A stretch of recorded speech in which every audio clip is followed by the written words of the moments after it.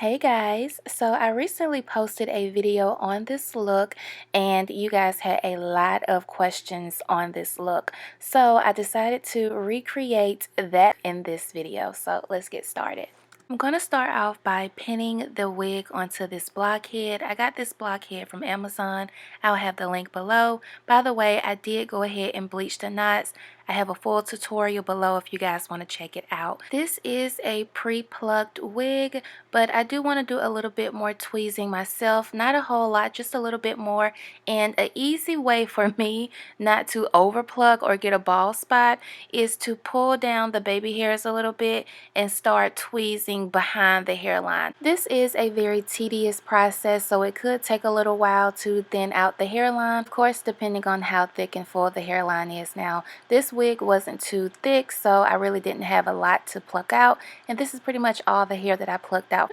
And I forgot that I had a brand new pair of tweezers, so I actually overplucked and got a bald spot. FYI, the quickest way to get a thinned out hairline is using some good tweezers. So I'm just playing along with the hairline. Of course, I'm using curly hair today, so of course I want to have baby hairs on fleek. It's a must with curly hair.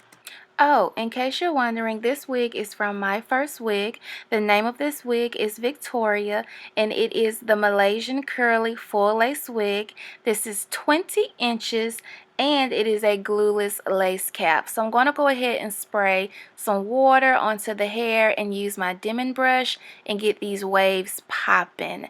This is a very beautiful wig. I would have never thought this wig would look like this by just adding water to it. I got this brush from Sally's and I love it. I love using this brush on curly hair, wavy hair, hell, my own natural hair. I love this brush. It makes the curls just pop. Alright, so here's the fun part. Let's go ahead and cut the lace off of this wig. I'm just going to actually cut straight across, and then once I put the wig on my head, I'm going to follow the dips a little bit more, and I'm going to cut a little bit more lace off. So don't cut too much lace off right now. So this is pretty much what it should look like. FYI, if you are using gel or glue to install your wig, apply your makeup last because, girl, it can be a hot mess trying to go back in and touch up your makeup on your forehead. I do cut the sideburns off of all of my wigs because the wig is just too damn big for my head. So only thing I'm doing is using the Got2B glue gel and applying it directly on my sideburns, and I'm using a little bit of the Got2B glue hairspray and securing the frontal down that way. I did not add gel all the way around the perimeter of my head just because I felt like it was no need to do that. So if you feel the need to do that, then girl, go right ahead and do so. So she is secured and she is not going anywhere, child. So I'm going to go ahead and put the hair up in a ponytail because I'm going to put a head scarf around my head, making sure I tie it pretty tight. Leave the scarf on for about 10 minutes, and I like to do this because it makes the lace lay a lot flatter. It makes the wig look flatter. It also helps with the drying process or making sure the wig is more secured.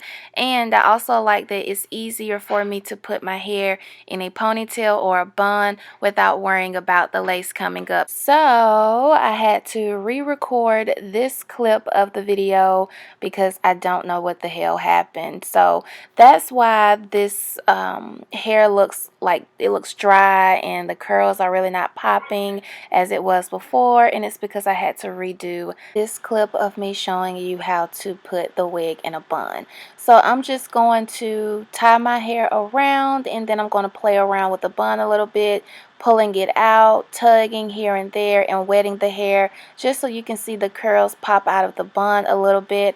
I did add foundation to my forehead after this video because, again, like I said, you want to apply your makeup after you do the install to the wig, but you know, I did it before, so child, we gotta just make it work. But that's why my forehead looks a little crazy, because it doesn't have foundation. So anyways, I hope this video was helpful to you guys.